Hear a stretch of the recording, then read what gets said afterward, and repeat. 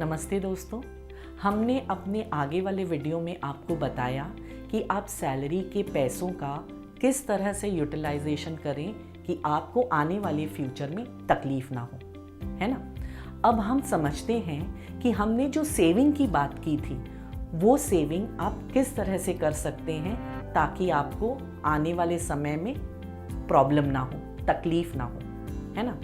तो वो सेविंग जो है, जो हमने बताई थी कि आपको 28% सेविंग करनी चाहिए, वो सेविंग आप कर सकते हैं म्यूचुअल फंड में, इंश्योरेंस में, एफडी में, डेट फंड में। बहुत सारे एवेन्यूज़ हैं जिसमें आप अपना पैसा लगा सकते हैं और खुशहाल रह सकते हैं। अब ये जो म्यूचुअल फंड्स हैं, इसमें आपको एक नियम बनाना होगा।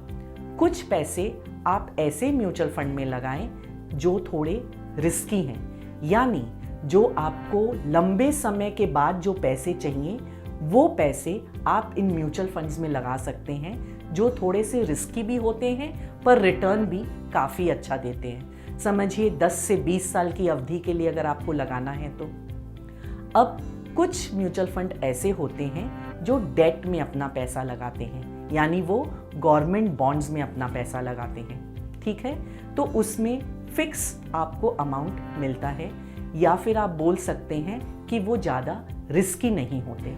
तो देखा गया है कि वो आपको 8 से 10% का रिटर्न आपको देते हैं। तो ये म्यूचुअल फंड जो है आप शॉर्ट टर्म के लिए अपने छोटे समय की अवधि पे आने वाले खर्चे का बीड़ा उठाने के लिए आप उसमें इन्वेस्ट कर सकते हैं, ठीक है ना। तो ये होते हैं लेस रिस्की इन्वेस्टमेंट्स। अब आते हैं बॉन्ड्स पे। बॉन्ड्स क्या होते हैं? गवर्नमेंट अपने बॉन्ड फंड्स निकालती है, जहाँ पे कि रियल एस्टेट के लिए होता है, या फिर हाईवेज के लिए होता है, या फिर टैक्स फ्री बॉन्ड्स कुछ होते हैं। तो गवर्नमेंट ये सब बॉन्ड्स निकालती है, आप उसमें भी अपना निवेश कर सकते हैं। उसमें लॉक इन पीरियड रहता है, उस लॉक इन में आप निवेश करके और आप गवर्नमेंट से गारंटीड रिटर्न उस पर पा सकते हैं, या फिर नहीं भी गारंटीड होने पर भी वो कम से कम आपका सेफ इंस्ट्रूमेंट बेट है जिसको आप शॉर्ट टर्म के लिए इन्वेस्ट करते हैं। तो ये हैं कितने सारे इन्वेस्टमेंट करने के कायदे, आपका जान करके कि आपको खर्चे कब कब और कैसे कैसे उठाने हैं, ठीक है ना। अब आते हैं इंश्योरेंस के ऊपर में। ये होता है आपके परिवार के लिए, है ना। तो जब आपके परिवार के लिए कोई इंश्योरेंस होता है तो कम से कम आपका इंश्योरेंस का कवर इतना तो होना चाहिए कि आपके जाने के बाद आपके परिवार का खर्चा ये इंश्योरेंस का पूरा अमाउंट उनके लिए जुगाड़ कर सके। तो इसलिए एक लाइफ इंश्योरेंस या फिर एक टर्म इंश्योरेंस आपकी होनी चाहिए, जो आपके जाने के बाद में आपकी फैमिली के लिए एक जुगाड़ बैठा के रखे, जिससे वो आगे का अपना जो फ्यूचर है वो सही तरीके से चला सके।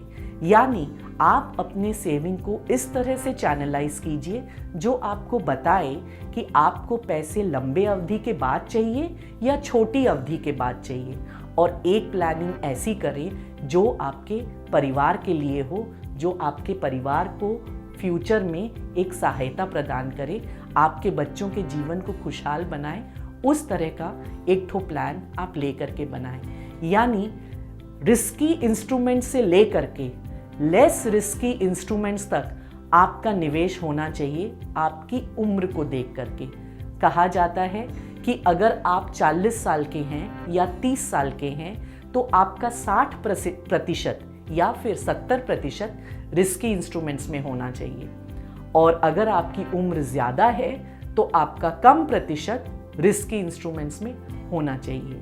ये एक नियम है जो हम मान के चलते हैं जब हम सेविंग में पैर रखते हैं। इस तरह से अगर हम प्लान करके अपना चलाते हैं संसार, तो भविष्य में हमें किसी की भी चिंता करने की ज़रूरत नहीं रहती।